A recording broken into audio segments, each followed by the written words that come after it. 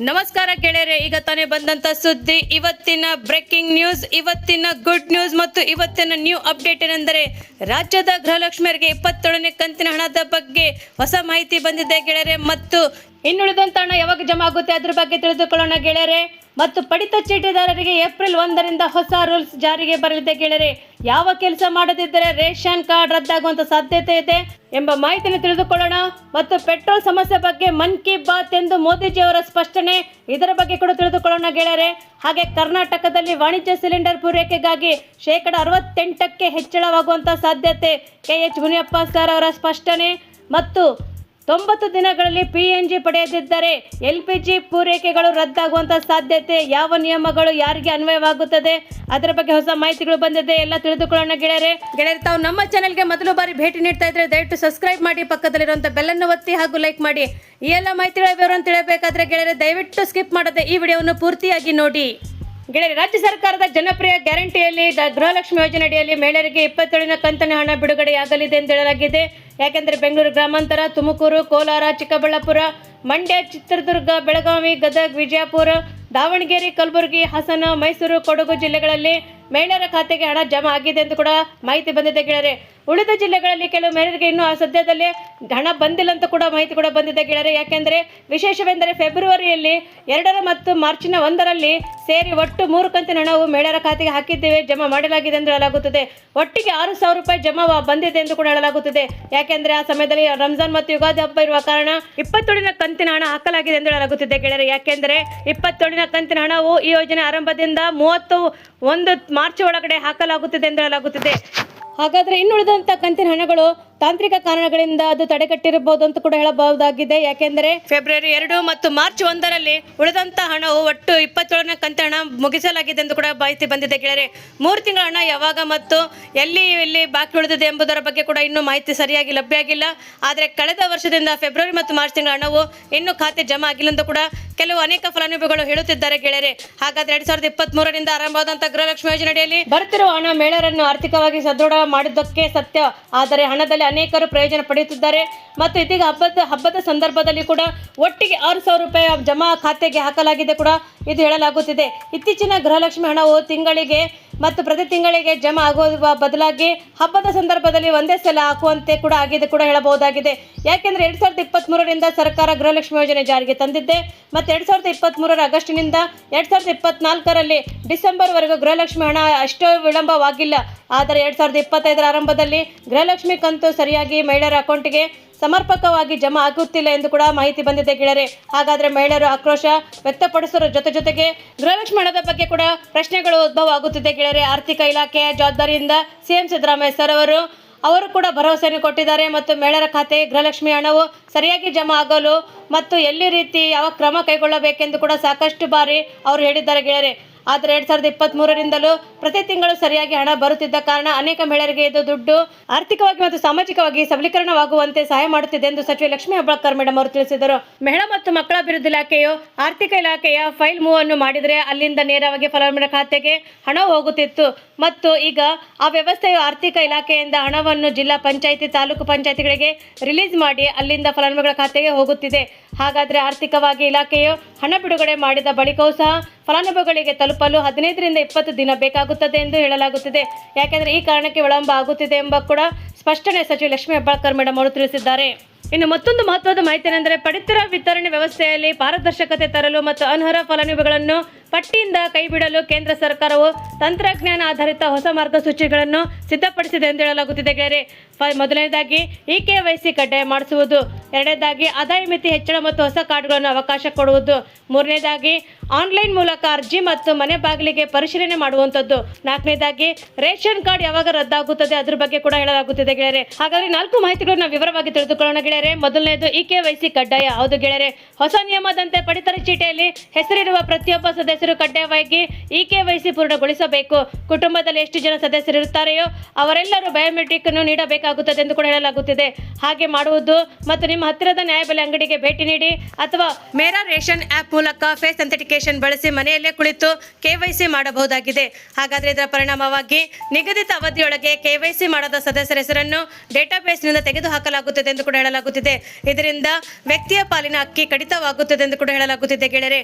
ಮತ್ತು ಎರಡನೇದಾಗಿ ಆದಾಯ ಮಿತಿ ಹೆಚ್ಚಳ ಮತ್ತು ಹೊಸ ರೇಷನ್ ಕಾರ್ಡ್ಗಳಿಗೆ ಅವಕಾಶ. ಹೊಸ ಪಡಿತರ ಚೀಟಿದಾರರಿಗೆ ಕಾಯುತ್ತಿರುವವರಿಗೆ ಸರ್ಕಾರ ಸಿಹಿ ಸುದ್ದಿಯನ್ನು ಕೊಟ್ಟಿದೆ. ಈ ಶುಭ ಸುದ್ದಿಯಿಂದ ವಾರ್ಷಿಕ ಆದಾಯ ಸ್ಥಿತಿ ಮಿತಿಗಳು ಕೂಡ ಹೆಚ್ಚಾಗಲಿದೆ ಗೆಳೆಯರೆ. ಉದಾಹರಣೆಗೆ ಮೆಟ್ರೋ ನಗರಗಳಲ್ಲಿ 1 ಲಕ್ಷ ಇರುವುದು 1.20 ಲಕ್ಷಕ್ಕೆ ಕೂಡ ಏರಿಸಲಾಗುತ್ತದೆ. ಮಹಿಳೆಯರು ಯಜಮಾನಿಯಾಗಿರುವಂತಹ ಕಾರಣ ಇನ್ನು ಮುಂದೆ 18 ವರ್ಷದ ಮೇಲ್ಪಟ್ಟ ಮಹಿಳೆಯರಿಗೆ ಮಾತ್ರ ಕುಟುಂಬದ ಮುಖ್ಯಸ್ಥರನ್ನಾಗಿ ಪರಿಗಣಿಸಲಾಗುತ್ತದೆ.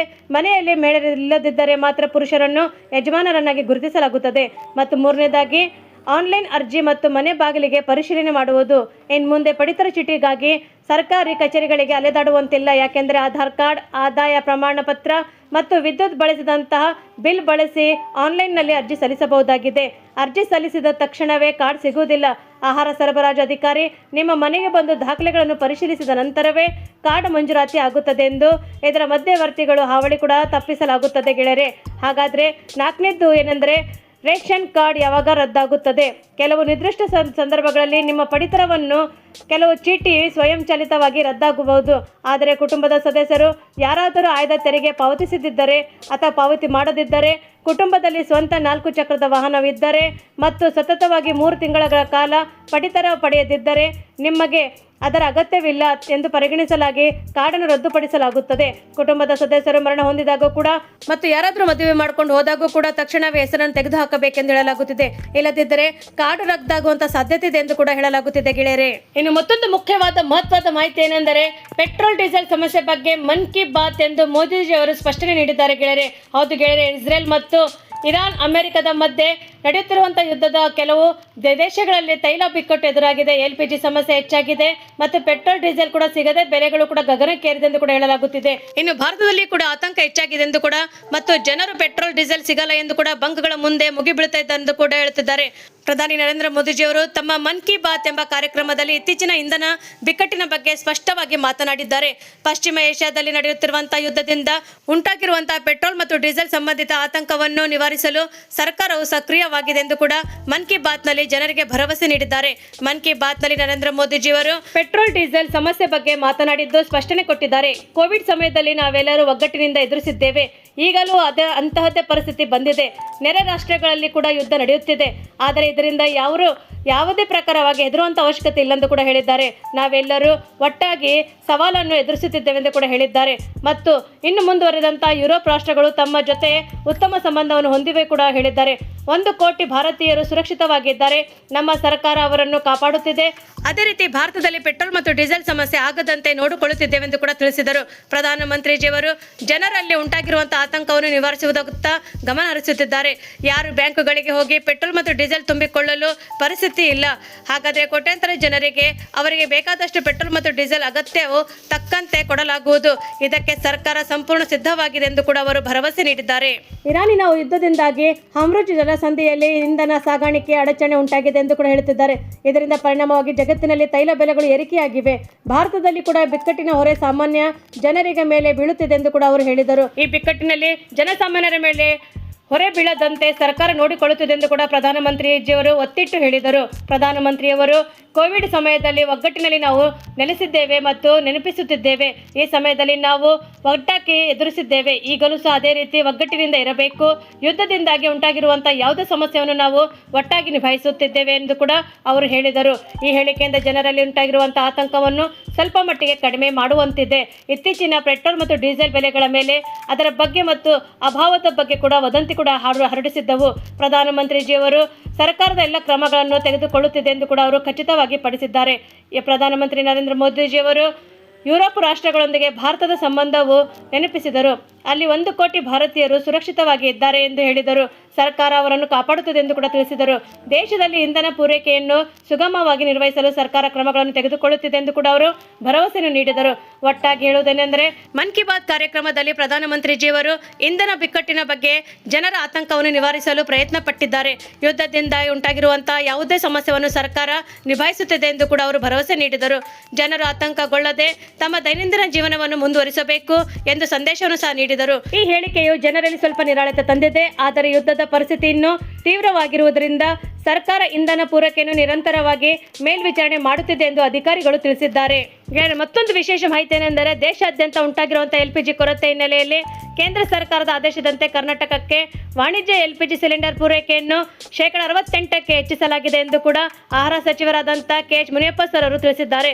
ರಾಜ್ಯ ಸರ್ಕಾರವು ಭಾನುವಾರ ನಡೆದಂಥ ಹೆಚ್ಚುವರಿ ವಾಣಿಜ್ಯ LPG ಸಿಲಿಂಡರ್ಗಳನ್ನು ಆದ್ಯತೆಯನ್ನು ಅನುಸಾರವಾಗಿ ಹಂಚಿಕೆ ಪರಿಷ್ಕರಿಸಲಾಗುತ್ತಿದೆ ಎಂದು ಕೂಡ ಹೇಳಿದರು. ಶಿಕ್ಷಣ ಸಂಸ್ಥೆಗಳು, ವಸತಿ ನಿಲಯಗಳು, ಆಸ್ಪತ್ರೆ ಮತ್ತು ಇತರರೆ ಅವಶ್ಯಕ ಸಂಸ್ಥೆಗಳಿಗೆ 4200 ಸಿಲಿಂಡರ್ಗಳು ಮತ್ತು ಸರ್ಕಾರ ಅಥವಾ PSU ಸಂಸ್ಥೆಗಳು, ವಿಮಾನ ನಿಲ್ದಾಣ, ರೈಲು ನಿಲ್ದಾಣ, ಬಸ್ ನಿಲ್ದಾಣಗಳ ಕ್ಯಾಂಟೀನ್ಗಳಿಗೆ 1200 ಸಿಲಿಂಡರ್ಗಳು ಮತ್ತು ಹೋಟೆಲ್, ಢಾಬಾ, ರೆಸ್ಟೋರೆಂಟ್, ಕಾರ್ಖಾನೆ, KMF, ಡೇರಿ, ಸಮುದಾಯ ಅಡುಗೆ ಕೇಂದ್ರಗಳು, PG ಕ್ಯಾಂಟೀನ್, ಕ್ರೀಡಾ ವಸತಿ ನಿಲಯಗಳಿಗೆ 17,500 ಸಿಲಿಂಡರ್ಗಳು ಮತ್ತು ಬೀಜ ಸಂರಕ್ಷಣೆ, ಕೃಷಿ ಮತ್ತು ಸಂಬಂಧಿತ ಕ್ಷೇತ್ರಗಳಲ್ಲಿ ಔಷಧ ಉದ್ಯಮಗಳಿಗೆ, ಮೀನುಗಾರಿಕೆ, ಕೋಳಿ ಸಾಗಾಣಿಕೆ, ರೇಷ್ಮೆ ಹುಳು ಸಾಗಾಣಿಕೆ 6,000 ಸಿಲಿಂಡರ್ಗಳನ್ನು ಮತ್ತು ಇತರ ಅವಶ್ಯಕತೆ ಇರುವಂತಹ ಆಧಾರದ ಮೇಲೆ 563 ಸಿಲಿಂಡರ್ಗಳು ಸೇರಿದಂತೆ ಒಟ್ಟು 29,463 ಸಿಲಿಂಡರ್ಗಳನ್ನು ಪ್ರತಿನಿತ್ಯ ಒದಗಿಸಲಾಗುವುದೆಂದು ಮುನಿಯಪ್ಪ ಸರ್ ಅವರು ವಿವರಿಸಿದ್ದಾರೆ. ಈ ಕುರಿತು ಭಾನುವಾರ ನಡೆದಂತಹ ಸುದ್ದಿಗೋಷ್ಠಿಯಲ್ಲಿ ಮಾತನಾಡಿದಂತಹ ಸಚಿವರು KH ಮುನಿಯಪ್ಪ ಸರ್ ಅವರು, ಕೇಂದ್ರ ಸರ್ಕಾರದಿಂದ ಹೆಚ್ಚುವರಿ ಸಿಲಿಂಡರ್ ಪೂರೈಕೆ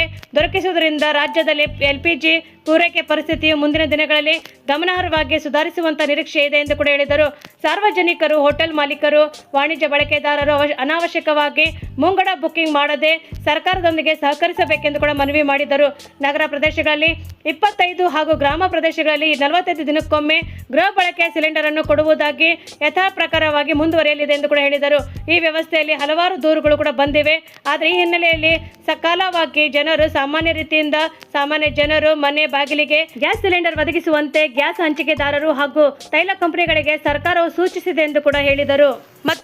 ಮತ್ತೊಂದು ಮಹತ್ವದ ಮಾಹಿತಿ ಏನೆಂದರೆ, ಕೊಳವೆ ಮೂಲಕ ನೈಸರ್ಗಿಕ ಅನಿಲ ಪೂರೈಕೆ ಸೌಲಭ್ಯವಿರುವಂತಹ ನಗರಗಳಿಗೆ ಜನರಿಗೆ 3 ತಿಂಗಳ LPG ಗ್ಯಾಸ್ ಇಂದ PNGಗೆ ಅನಿಲ ಸಂಪರ್ಕ ಬದಲಾವಣೆ ಮಾಡಿಕೊಳ್ಳುವಂತೆ ಕೇಂದ್ರ ಪೆಟ್ರೋಲಿಯಂ ಮತ್ತು ನೈಸರ್ಗಿಕ ಅನಿಲ ಸಚಿವಾಲಯ ಆದೇಶ ನೀಡಿದೆ ಎಂದು ಹೇಳಲಾಗುತ್ತಿದೆ.